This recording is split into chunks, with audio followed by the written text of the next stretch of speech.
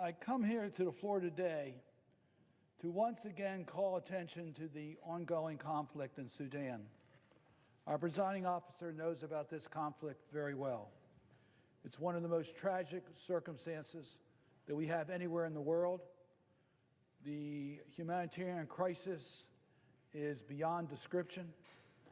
The ethnic cleansing and tragedies of two factions at war has made this a living hell for so many people in that region.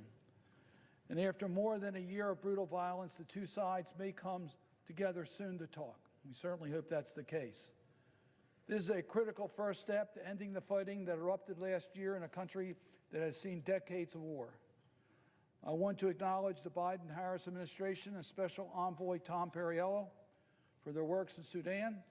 It was not easy to get here, and I hope the effort to launch a dialogue this month is successful. But despite the best efforts of this administration, the violence and humanitarian crisis continues, and the international community is falling willfully short. While we wait for talks to begin, civilians on the ground are being killed, abused, and forced out of their homes. Nearly 11 million people have been displaced. Half the population, close to 26 million, face crisis levels of starvation. 750,000 people are on the brink of starvation.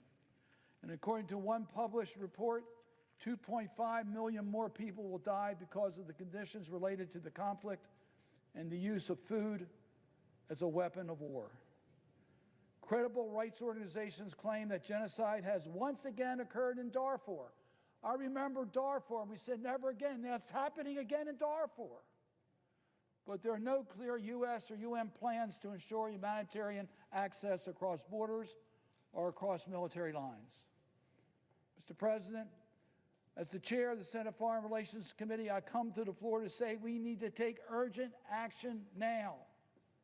We need to work with our partners and allies to pressure the parties to agree to an immediate ceasefire and for both sides to make it stick this time.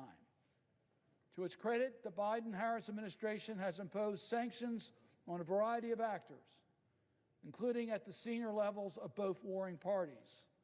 But our partners and allies have not followed suit.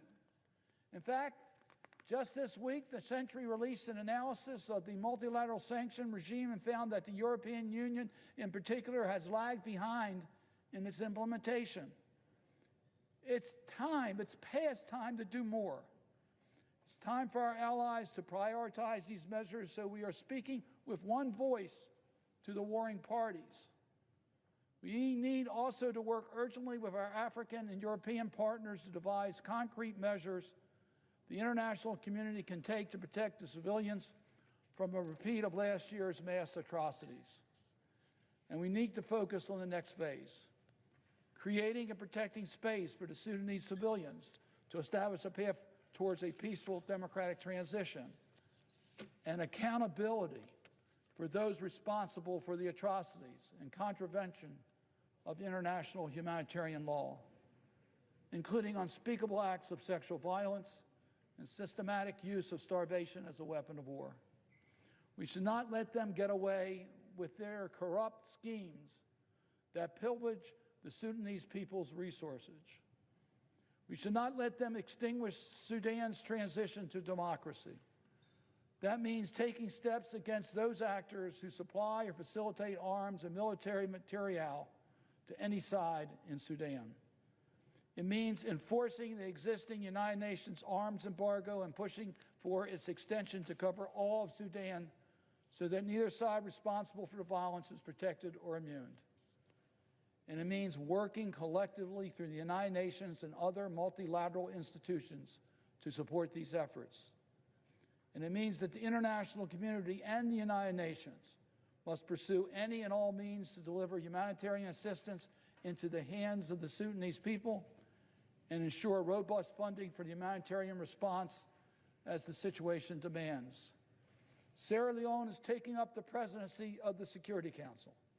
It is imperative that we work together, on action plans to protect civilians, on support for coordinated peace negotiations, on initiatives to end the impasse on humanitarian access, and on accountability. Mr. President, I've said this before, but every life is precious. The Sudanese people want to live in peace and security and prosperity. And so I urge all those who fight for justice, for those who fight against atrocities, for those who fight against famine, let us come together with the Sudanese people, and after decades of war, let us end this conflict once and for all.